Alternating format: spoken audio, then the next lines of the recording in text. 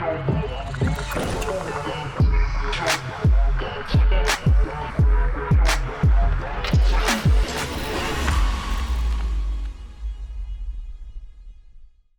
guys, welcome back. This is another Tuesday tip. Today we're talking about soil test. What is a soil test? Why should we do a soil test? Basically, what a soil test is, it gives us an in-depth view of what's going on in the soil. That way we get the best possible production out of our plant system. Some of these things involve nitrogen, phosphorus, potassium, and pH. Now, these can be done with your local soil test that you would buy from a hardware store and or Lowe's.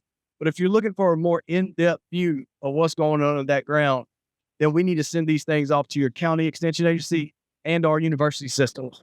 In the Southeast, we have a lot of good ones: UGA, Auburn, Clemson.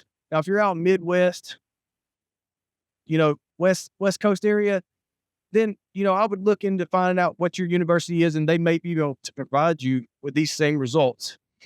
So how do we get a soil test? What you want to do is you want to go to about 5 locations in the property, find your better locations and your declining areas, take a soil sample up to 2 inches deep, put it in a 5-gallon bucket, mix it all up. I recommend putting it in a Ziploc bag. That way it doesn't dry out, lose some of those results. Seal it up. Then get you a paper bag, put it in there. The ones you get from the county extension office, they have a form that you fill out, property name, areas that you send off. You do that, and it's usually gone for 3 or 4 weeks, and then it comes back.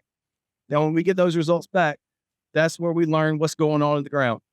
It's going to tell us those things as far as our pH again, nitrogen, phosphorus, potassium, and if you use the extension agency, you're going to get in those micronutrients as far as boron, calcium, all those little nutrients that a lot of people don't pay attention to, but can help with the productivity of the plant itself. I know a lot of this sounds like pretty extensive. It could be hard for some. It's really not. You can do it yourself. You can use a soil probe and or hand trial as long as you get down in that 2 to 3 inch threshold. If it's something that you think you may need and you don't feel comfortable doing, give us a call. We'll come out and do this for you. We have a team that has all these things on hand. Not a big deal. And then again, people ask me, should I do a soil test?